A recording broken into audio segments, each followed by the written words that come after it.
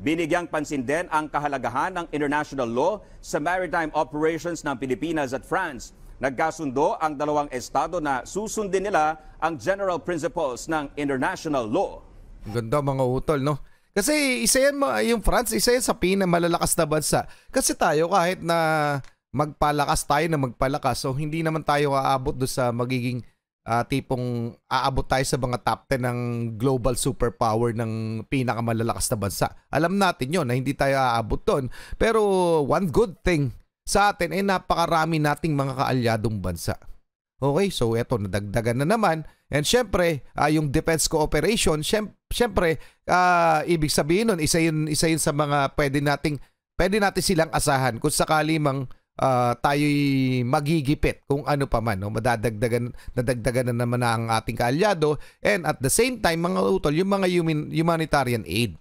Kung sakali may mga disaster dito sa atin sa Pilipinas, isa sila sa sasaklolo sa atin. And gusto ko lang ipakita rin sa inyo yung joint statement ng France, ay itong napag-usapan nila ni Defense Secretary Gibo Teodoro at ng Defense Minister ng France, ay nilabas nila sa Facebook at may post sila tungkol doon. Mamaya titingnan natin mga utol kung anong nilalaman. Tuloy muna natin itong featured video natin. Mga karunungan, kaalaman, teorya, kasaysayan, hiwaga at mga bagong tuklas. Alamin natin. Eto na mga utol. Kung nagpapatuloy ang China sa mga ginagawa nila sa ating mga katubigan dyan sa West Philippine Sea, patuloy rin ang Pilipinas sa pagpapalakas ng puwersa. Bukod sa ating sandatahang lakas, pinalalakas din natin ang alyansa natin sa iba't ibang bansa. At eto na mga utol, bagong tinik sa China. Malaking puwersang pandagat at armas ng France ilalagay dito sa Pilipinas. Ano nga ba ito? Mamaya ka-counter check natin kung anong nilalaman nito mga utol para lang sa karagdagang impormasyon natin. Okay, mula ito kay Torong Explain, paki-subscribe siya, paki-like na rin yung video, game na! Breaking news, humanda ang China, puwersang pandagat ng France, maging ang mga fighter jets nito papadating na sa Pilipinas. Visiting Forces Agreement sa pagitan ng Pilipinas at France, pinaplansya na. Ang buong detalye sa balitang yan tutukan. At isang mabagsik na automated gun mount dinedevelop na para sa militar ng Pilipinas. Nice one. Pinas nilampasan pa ang mga kapitbahay nito sa Asya. Ang buong detalye sa balitang yan, abangan. Yan ang mga nagbabagang balitang hatid ko para sa inyo ngayong araw. Kaya kung handa ka na kaibigan na may humanap na ng pwesto at makinig ng mabuti upang walang mamiss na impormasyon.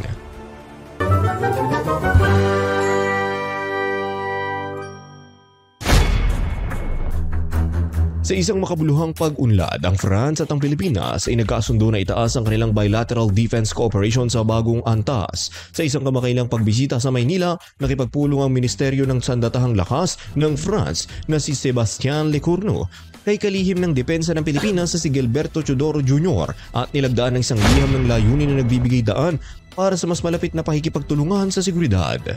Bilang sa mga pangunahing aspeto ng bagong balangkas ng depensa ang pagsisimula ng mga negosasyon para sa Visiting Forces Agreement, katulad ng mayroon na ang Maynila at United States maging ang Australia.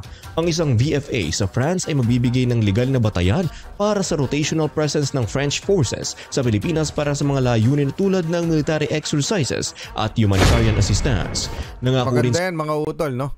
Pero sa pagkakaalam ko, reciprocal access ang una o isa sa mga nilagdaan na nila, no? Kung hindi ako nagkakamali, yung reciprocal access kaparehas din ng agreement natin with Japan, no? Na ang mga sundalong Pinoy ay may access, pwedeng magkaroon ng access din sa mga base militar ng France pag yung mga joint military exercise.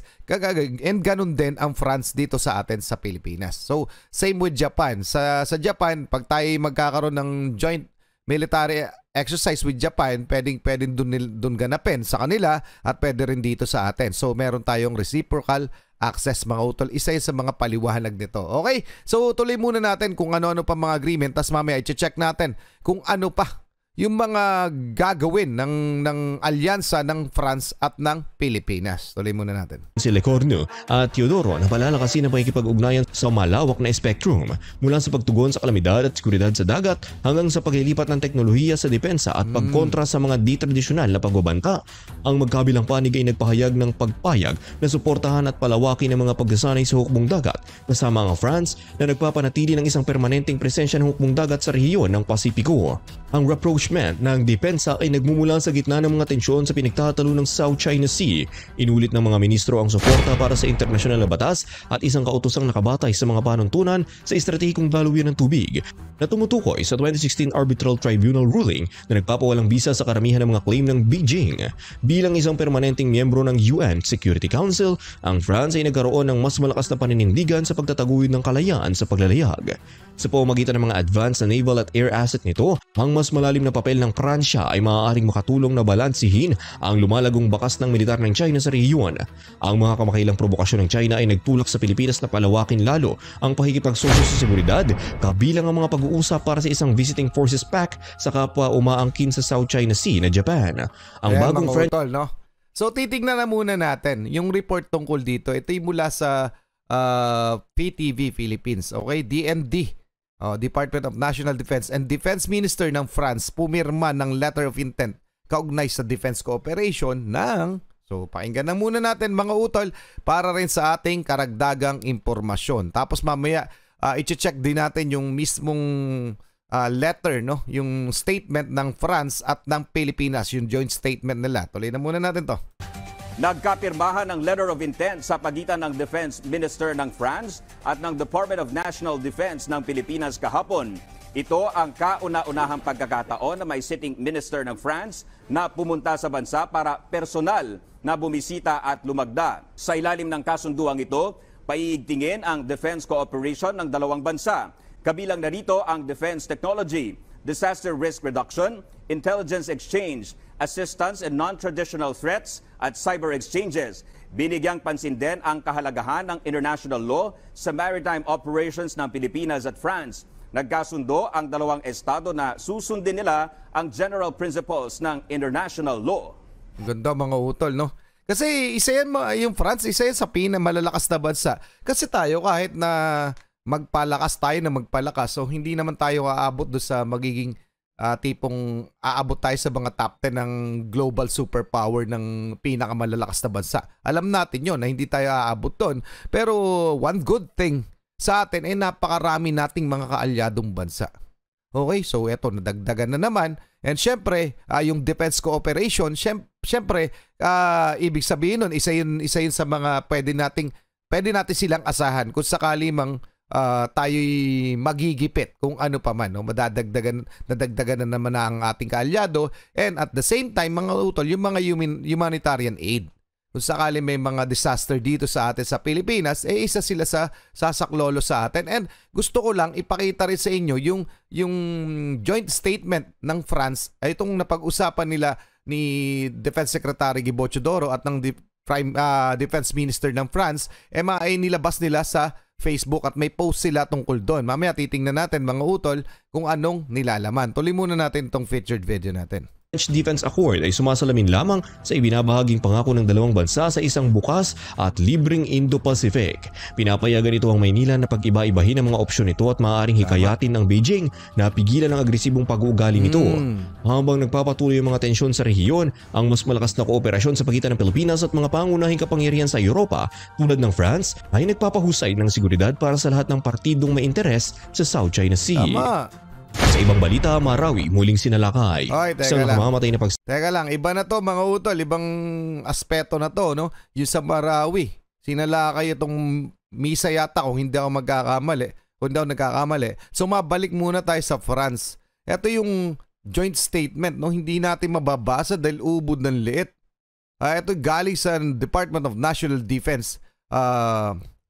Read. Joint press release for bilateral meeting between Philippine Secretary of National Defense Gilberto C. Teodoro Jr. and French Minister for the Armed Forces Sebastian Lecornu. Okay, so tingnan natin kung makikita natin, kung mababasa natin. Ayan mga utol. Taguig City. Philippine Secretary of National Defense Gribo Chodoro Jr. and French Minister for the Armed Forces Sebastian Lecornu meet today. During the landmark visit to the Philippines by a by the French Defense Minister, they discussed current regional security issue in the Indo-Pacific. So particular yung nangyayari dito sa atin din. So yung South China Sea, okay, kasama ang Middle East, Southwest Asia, and Europe, underscoring the rule-based international order and calling for the peaceful resolution of disputes.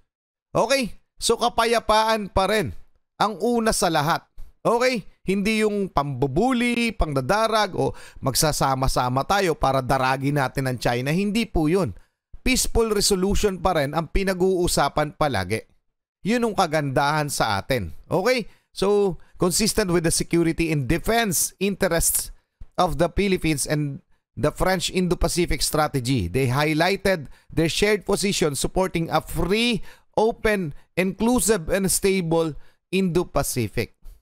Yung kalayaan lamang, yung estabilidad lamang ng lugar, nitong lugar na to na may dispute. Pero sa totoo lamang, ang may dispute lang naman talaga na malala, etong China kasi pilit nilang ginigiit yung kanila. Na maling-mali naman sa mata ng halos buong mundo. Na kapag hindi sila titigil, ito posible nilang makalaban. Yun yung gustong iparating ng mga statement na to ng mga pagkikita ng mga joint meetings na to, yung bilateral meetings na ito, yung pagkakaalyansa, yun yung gustong iparating ng mga bansang kaalyado natin sa China. Nang sa ganun, makausap sila maayos at mauwi sa diplomasya. Matakot sila na ang dami namin babanggain kapag itinuloy namin itong mga plano namin. So hanggang maisip yun ng China, pero hanggat hindi nila yun naiisip o hindi nila kinukonsidera, magpapatuloy itong mga ganito, mga utol. Okay? So tuloy na muna natin. With regards to the West Philippine Sea, the South China Sea, both sides expressed adherence to the spirit and provision of the 1982 United Nations Convention on the Law of the Sea UNCLOS and the primacy thereof, and recalled the 2016 arbitral award on the South China Sea. So madalit sabi mga utol, ito yung depensa, seguridad, estabilidad, yun yung pinag-usapan nila and marami pang mangyayari. Okay, maraming posibleng mangyari. Pero ang pinakalohika niyan, kaalyado natin ang Pransya.